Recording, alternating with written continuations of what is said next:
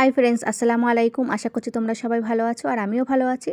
আমার সুইটি মামিস কিচেন থেকে তোমাদেরকে অনেক অনেক ভালোবাসা দিয়ে আজকের ভিডিও স্টার্ট করছি। তো আজকে একটা মিষ্টি ছোট্ট রেসিপি নিয়ে চলে এসেছি। তো আজকে বানাবো আমি কালো জাম।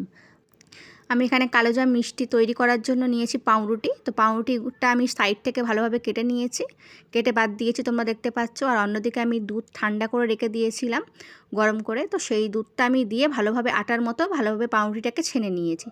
ছেনে নেওয়ার পরে যে ছোট রসগোল্লা যে সাইজটা হয় সেই সাইজটা আমি হাত দিয়ে ভালোভাবে গোল গোল করে নিয়েছি। তো এইগুলো অনেকে সবাই বলে কালো জাম, কেউ বলে কালো মিষ্টি, কেউ বলে গুলি মিষ্টি। তো আমি এখানে সব রকমের মিষ্টির নাম বলে দিয়েছি। তো ওখানে আমি ছোট ছোট শেপ করে নেবার পরে তারপর আমি রেপসের তেলে ভালোভাবে ভেজে নিয়েছি দেখতে পাচ্ছ।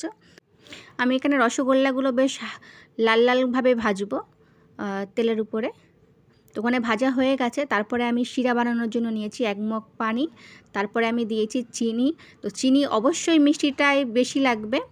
আর চিনি দিয়ে ভালোভাবে শিরা করে আমি মিষ্টিটা ছেড়ে দিয়েছি। ছেড়ে দেওয়ার পরে তারপরে হালকা ফুটিয়ে নিয়েছি।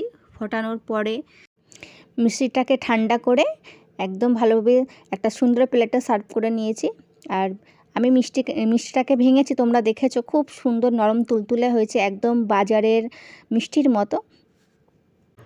তো ফ্রেন্ডস, তোমরাও বাড়িতে বানিয়ে নিতে পারবে আমার মতো কালো মিষ্টি বাড়িতেই। তো একদম সিম্পল পদ্ধতিতে। তো আশা করছি ফ্রেন্ডস আমার এই রেসিপিটা ভালো লাগে থাকলে সাবস্ক্রাইব করবেন, লাইক করবেন।